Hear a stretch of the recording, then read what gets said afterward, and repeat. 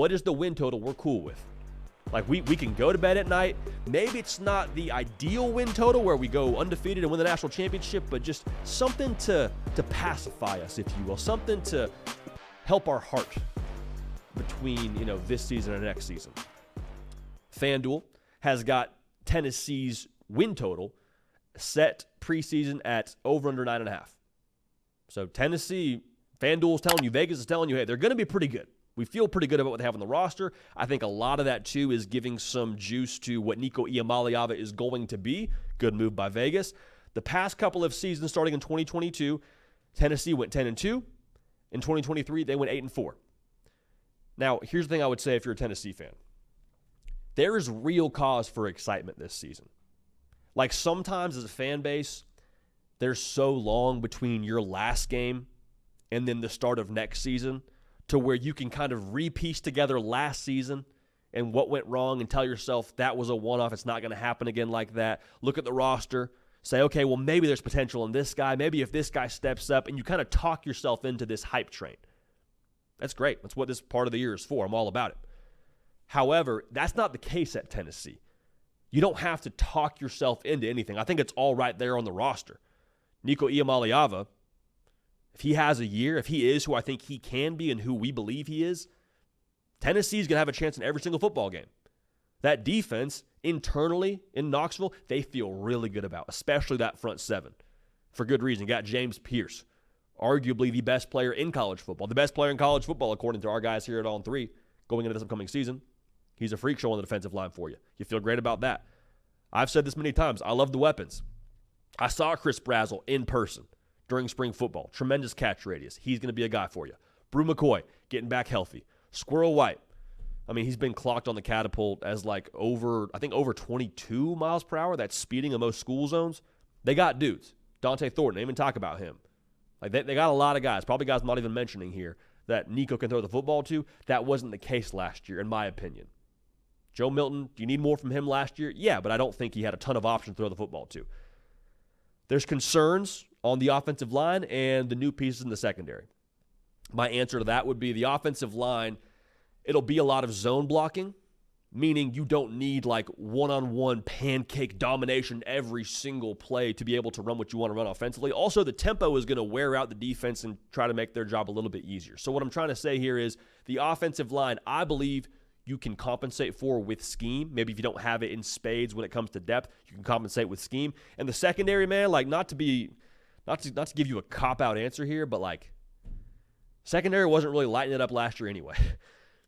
It wasn't. Like, you got a lot of new pieces. You went through the portal. You lost some guys. It is what it is. But, like, they were pretty middle of the pack when it comes to the national picture in terms of how they were in that secondary last year. I believe they allowed north of, like, 220 yards a game when it came to their pass defense. So it wasn't tremendous to begin with, and you still went 8-4. So it is what it is. The schedule now is what I think we really need to pay attention to. That first four for Tennessee are absolutely massive for establishing the tone for what they're going to do. You got NC State and Charlotte, and you're at Oklahoma. Those are the two big games of the four.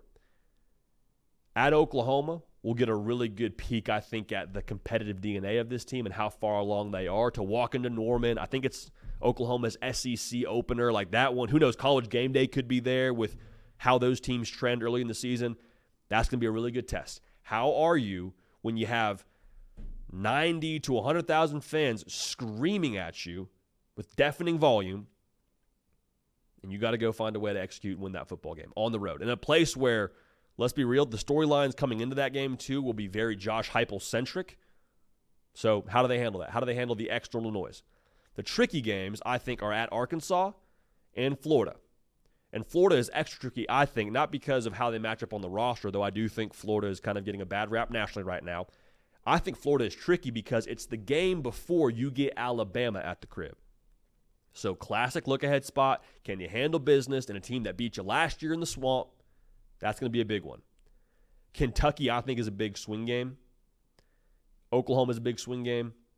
NC State's a big swing game, as we established already. But Kentucky's one of those that, like, it doesn't really, from a brand perspective, make your eyes light up when you see UK on the schedule or you got UK up next week. That's not dunking on Kentucky. I'm just saying, like, you don't necessarily see that and have the same reaction emotionally to, oh, we got Georgia, oh, we got Bama, oh, we got Florida. Kentucky's going to be a tough out, as they are every single year. Big swing game. Most Tennessee fans, I would imagine at this point in the year, do the whole win-loss, win-loss, win-loss. Okay, win here, lose here, win here, lose here. And you probably look most closely at Georgia and Bama as being your toughest. The games that you should win are the gimmies are Mississippi State, Vanderbilt, and then you got Chattanooga, Kent State, and UTEP. Mississippi State could be a little bit trickier with Jeff Lebby running the show there. I still think right now those should be wins on paper if you're doing the preseason win total exercise. I think 8-4 or 7-5 is disappointing. Not just because you got Nico playing quarterback. Y'all know I love me some Nico time. It's going to be a lot of fun. But outside of Nico Iamaleava, if you plugged Joe Milton back into this system this year, I still think 8-4 would be disappointing because of how many pieces you have around the quarterback position, because of that defense and the way they're trending, because of those weapons, because of the fact that you have another year under Josh Heupel to solidify culture and standards and processes and way of doing things. That matters. And to have that be solid and strong right now for Tennessee, that makes a difference on Saturday. It does. And then you go ahead and add Nico into the mix, and it's like, all right, yeah, 7-5, 8-4, we can't have that. Cannot have that. The sentiment on VolQuest at the General's quarters was, hey, 9 wins, 9-3 we could live with. Again, Georgia, Bama should be tough. I'm not ruling out a win against Bama or Georgia, but I am saying if you're looking at this preseason, those are probably the toughest.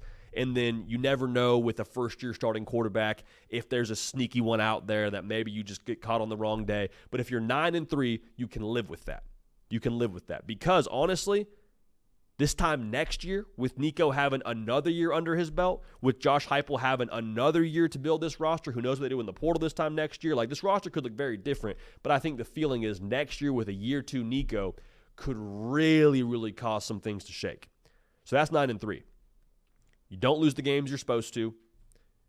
You don't lose the games you're supposed to. You win the games you're supposed to. You don't have a bunch of craziness where you drop bad games, and you take care of business for the most part if you go 9-3. Now, if you go 10-2, Nico hit the ground running.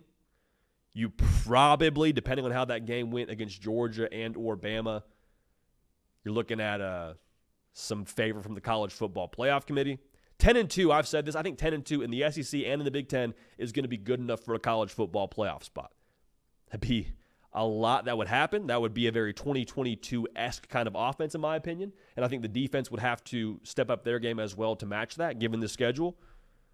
I don't think it's wildly irresponsible, though, to have that on the table and have that in the realm of possibility for the good folks in Knoxville. But again, 8-4, same as last year with better pieces when it comes to the record. That would be disappointing. 9-3, phenomenal. Handle business against who you're supposed to handle business against. Bama, Georgia, we'll see what happens there, but you're set up for a big year 2 with the Nico era. And then 10-2, Nico balled out, college football playoffs on the table. If you didn't have any blowout losses, and if you played some of those big boys tough and kind of help your eye test, help your resume, playoff is not a wild aspiration if you have those things go right. A lot of ifs, but that's what June's for. Hey y'all, thanks so much for watching. Subscribe to the channel here to make sure you don't miss an episode of The Hard Count. Also be sure to check out other videos on the On3 YouTube channel.